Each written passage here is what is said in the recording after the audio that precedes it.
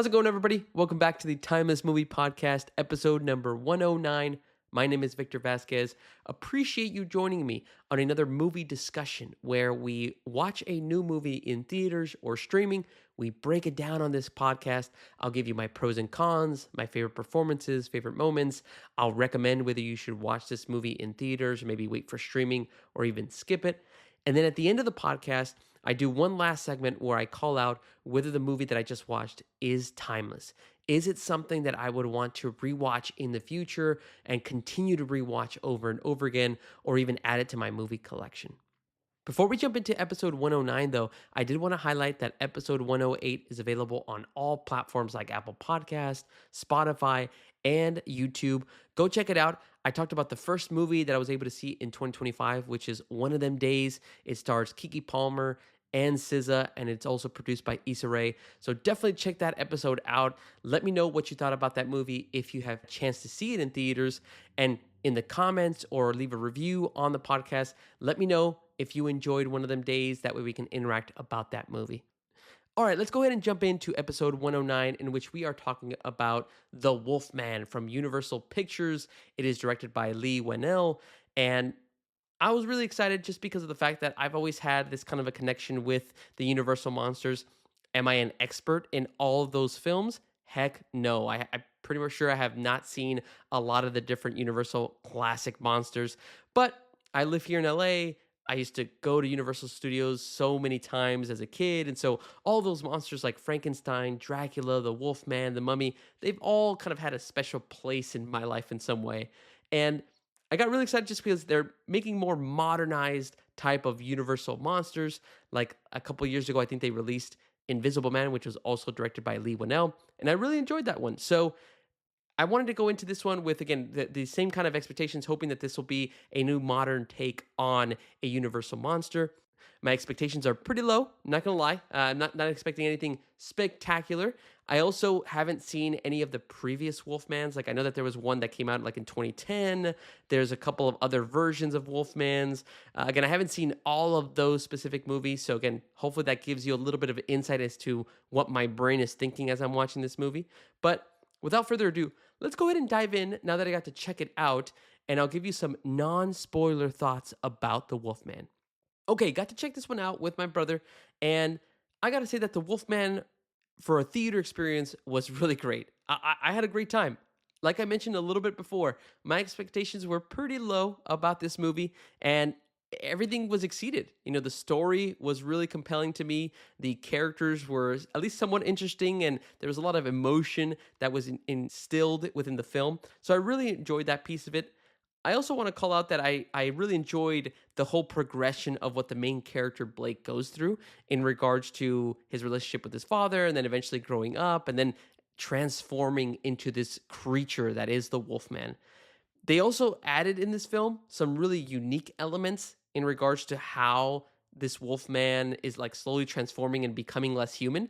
There's a lot of cool details that they added that I really appreciated. And again, I think they're somewhat different from previous wolf movie versions. At least that's what I'm thinking. Again, I'm not an expert in werewolf movies at all, but this seemed really cool in how they integrated that within the film. So really enjoyed that piece of it.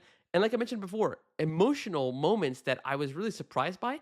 Didn't expect this movie to be as emotional as it was. So again, overall, really good time at the theaters watching this one.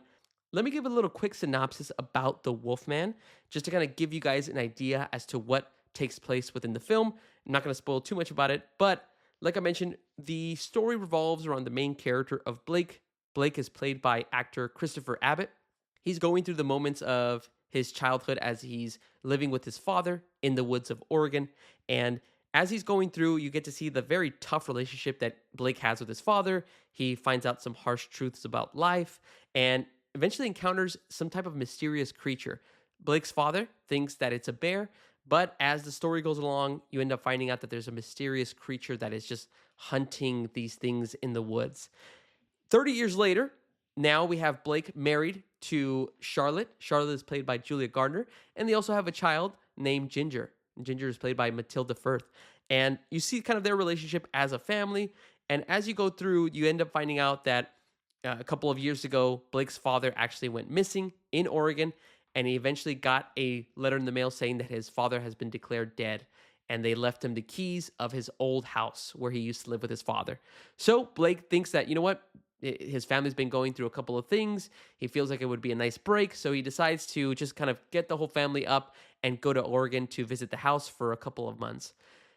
And then lo and behold, as you would expect in these types of horror thriller type movies, something just goes wrong.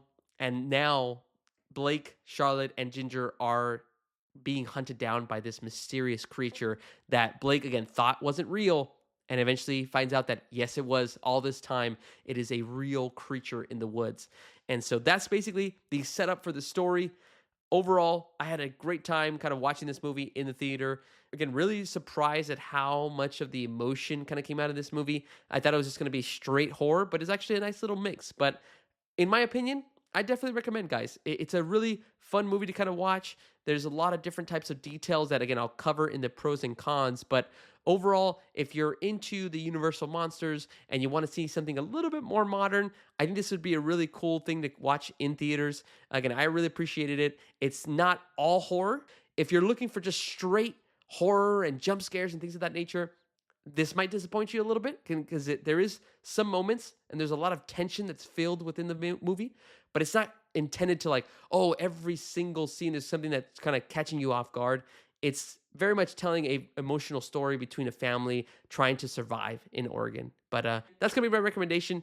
I definitely want you guys to at least check this out. Don't be disappointed. At least set your expectations that this isn't going to be all horror filled as well. But hopefully that gives you enough of an idea if you're on the fence. All right, let's go ahead and start spoiling a little bit more about the Wolfman as we jump into our pros and cons in this podcast. So if you haven't seen the Wolfman and you don't want to be spoiled, definitely jump out of the video, watch the movie, come back. That way you can kind of interact with me in the comments or leave a review. That way we can see if we agree or disagree on some of these elements of the Wolfman. Okay, hopefully that's enough time. Let's go ahead and dive into my first pro of the Wolfman. And I got to say that I thought it was so cool and unique at how they added an animal instinct type of a vision for Blake as he's transforming into the Wolfman. So again, not a spoiler just yet, but Blake is the Wolfman. He basically gets scratched by another wolf that is out in the woods and eventually slowly starts turning into this wolf creature. But what I thought was so cool is in this movie, they had this kind of like animal vision or wolf vision, let's say, where you would go into that vision and everything would look a lot more kind of like saturated and the colors were like a lot more distinct and things would pop out. The sound started changing as you went into that vision. I thought that was so cool. It's unique. Again, I haven't seen every single werewolf movie, but I don't think I've seen that in a lot of different types of cases when somebody's transforming into this monster. And I thought that was very awesome to at least add into more of what is the actual person that's transforming into a werewolf? What are they going through? What are they seeing? What are they feeling? And this animal vision was awesome to at least kind of go into for a couple of seconds. What also was very interesting was whenever you would go into that vision, as the movie started progressing, at first you have a part where Blake is trying to talk to his wife or talk to his daughter, and you can make out some of the words, but then as the camera pans behind the head of Blake, then you go into the animal instinct vision, and then all of a sudden you just hear gibberish. You don't understand the language that Charlotte or his daughter Ginger are saying. And so I thought that was cool because, again, it's letting the audience know that, hey, slowly, every little scene that you go through and you see Blake, he's transforming, he's changing, and he's starting to lose his humanity. So I thought that was very interesting and a very genius move to every time you went into that animal or wolf vision, he started understanding less and less to a point where in the third act, when he was almost full wolf, he couldn't even recognize his wife and his daughter. Their faces still look like humans, but their eyes like were all covered in light. They had marks on their faces. Everything looked like very foggy and just you couldn't see things clearly. And again, I really appreciate how they try to distort that in the animal or wolf vision for Blake. So really cool stuff. That is my first pro. Second pro for me has got to be the film crew and the makeup crew with all the prosthetics and what they were able to do to transform Blake. I love it when movies can be very practical. They don't have to do a lot of CGI. Now, again, visual effects and CGI, there's maybe little details here and there where they can kind of add, but other than that, for when Blake is transforming, every time you see him in a scene after he got scratched, something's changing. Either his mannerisms are changing, but then also he starts losing his hair, his face starts to kind of contort a little bit. He starts getting fangs and bigger teeth, and his jaw starts growing. So all this different stuff is so cool to watch as you're looking at the screen.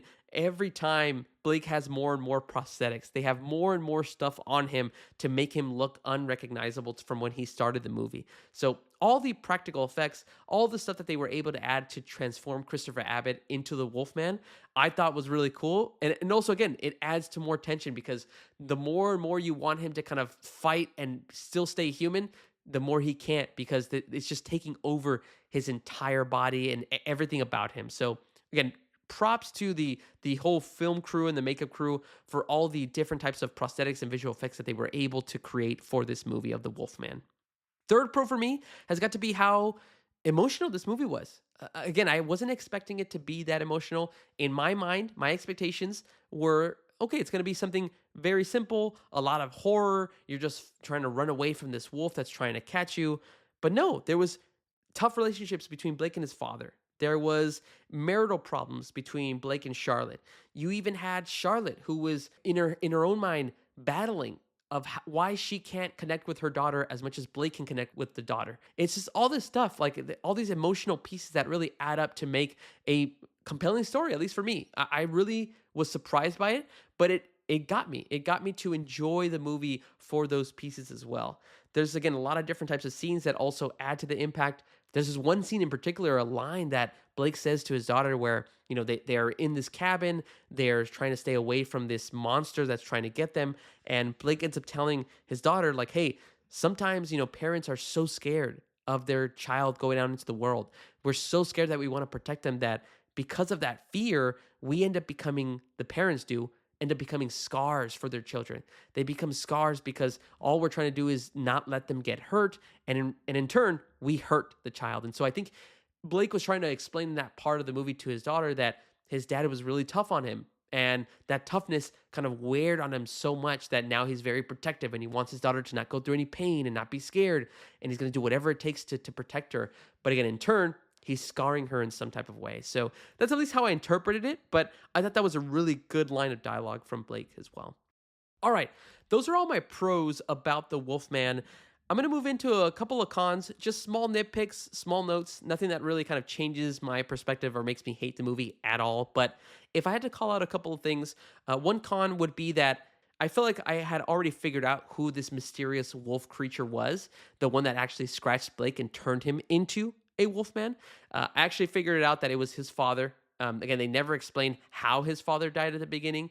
They just see the letter and it tells Blake, hey, your dad has been declared dead. But as soon as they mention that, Blake mentions that like his father went missing. And so that's why he ended up turning up dead. So as soon as I heard that, I was like, okay, well, let's see. Maybe his dad's still alive. And then as they started showing more and more of this creature hunting them down, I started feeling, okay, this is Blake's dad. He got turned into the Wolfman, and now he's basically turning his son into the next Wolfman. Again, going back to the idea of how our parents leave us with scars. And so that was a literal scar that, Blake's father was able to leave on Blake to turn him into the Wolfman. But again, that's just another little note and little con of that piece of it as well. And then the last one is just, I could definitely feel that maybe some of the scenes that some of the characters are in and some of the actors are in could feel flat for some people. I felt that maybe a little bit at the beginning as they were setting up the story. Some of the, dialogue and some of the writing or the acting could have just fallen a little bit flat. Wasn't as, emotional or engaging. But as the movie went along, I started connecting more with the characters. But again, those are the only little nitpicks and notes that I wanted to call out in the con section. Let's go ahead and loop back around to some more positive stuff. Let's talk about our favorite performances, our favorite shots, as well as our favorite moments. I'll start off with favorite performance. I want to give this one to Christopher Abbott.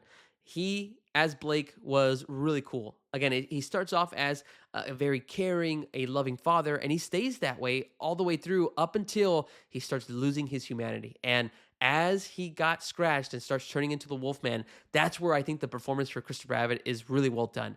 He starts having to do less dialogue and more mannerisms. He starts going more primal. He starts, again, acting more like a wolf, like an animal, because he's starting to lose that piece of himself. And so I really liked how every scene you just saw less and less of Christopher Abbott and more of the wolf. And you could see that in his performance, the way that he'd walk differently. His hands would be in like improper positions. It just felt very awkward, but it made sense because again, he was turning into this animal. So props to Christopher Abbott. He is my favorite performance of the Wolfman.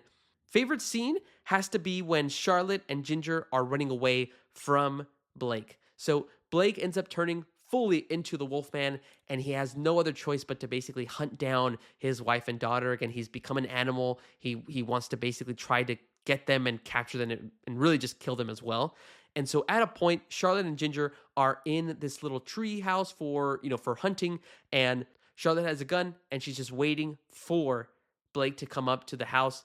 And as she's waiting, you just see Ginger in fear, and she has no other choice as Blake comes into the little treehouse but to shoot him. And so it was super emotional. They basically set up, it was mirroring the first scene or first act of the movie where you have Blake's father protecting Blake in the same little treehouse from this mysterious creature. Except at the beginning, you don't know what this creature is, you don't know what it looks like. But at the end, in the third act, they're mirroring that exact moment, but this time you have Charlotte actually shoot and kill this creature, which is Blake. And again, it's emotional because you're having to kill your husband. For Ginger, you're having to kill her father. And you're just seeing the emotion on both these characters' face, but they're also at a moment they kind of feel like, okay, you know what? We still did the right thing because Blake was gone. He was suffering, he was dying, and he didn't want to be living as a creature for the rest of his life. So they had to kind of take him out in that type of a way. But really good scene, at least for me. That was really a good emotional moment that hit me. And I really appreciate how they all played it out from, again, Julia Gardner to Matilda Firth.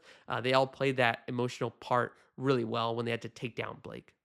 All right, and then favorite shot was this one moment where Charlotte is in the basement of the house. She's trying to use a radio to call out to different types of stations to get some help because they're being hunted down by this creature.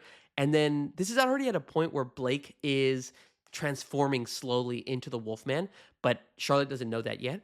And at one moment, she hears a sound and she turns around in the basement. It's all dark, and you could just see a little bit of the silhouette of Blake as he's kind of sniffing and like kind of twitching, like if he's an animal or something's wrong with him. And you could just see it from Charlotte's shoulder of how creepy that shot looked. I really enjoyed that one. I'm a sucker for silhouette shots, so that's going to be my favorite frame or shot of the Wolfman. All right, everybody, those are my pros and cons and my favorite moments of the Wolfman. But now it's time to dive into the last segment, which is the Wolfman timeless? Is it something that I can rewatch over and over again or add it to my movie collection and rotation? As of today, I gotta say that although I really enjoyed the story, I thought it was had some emotional moments. It had a really good kind of family dynamic. I really gotta say that the Wolfman is not timeless for me. Again, it has a really great practical effects, a lot of great prosthetics, the transformation and the unique aspects of the Wolfman as Blake is transforming. But I don't know, to me, if I were to rewatch it, there's not a lot of details that I may have missed that I would want to catch again. There's not really anything that would compel me to kind of go back and really watch it. Again, there are emotional moments and there are really good scenes between Charlotte and Ginger, Charlotte and Blake, as he's slowly trying to lose his humanity and still trying to stay human, but he can't. Other than that, again, there's not really much for me to kind of go back into. Again, still an enjoyable movie to watch. Still would recommend folks to kind of check this out if you want to see a different type of take on the Wolfman and something a little bit more modern, a little bit more emotional. But again, for me, there's not much that a rewatch would add to my experience. That's just my thoughts though, guys. But I want to hear from you guys. What are your opinions on the Wolfman? Did you enjoy it? Did you like it? Let me know down below in the comments. Leave a review for the podcast. That way we can interact and talk more about the Wolfman. All right, everybody. Appreciate all of those that stayed all the way through to listen to my full thoughts about the Wolfman. My name is Victor Vasquez. This has been episode number 109 of the Timeless Movie Podcast. Make sure to check out next week's episode as we cover a new movie in theaters or streaming. We break it down and we decide whether it is timeless. All right, everybody. Thanks so much, and I'll talk to you guys later.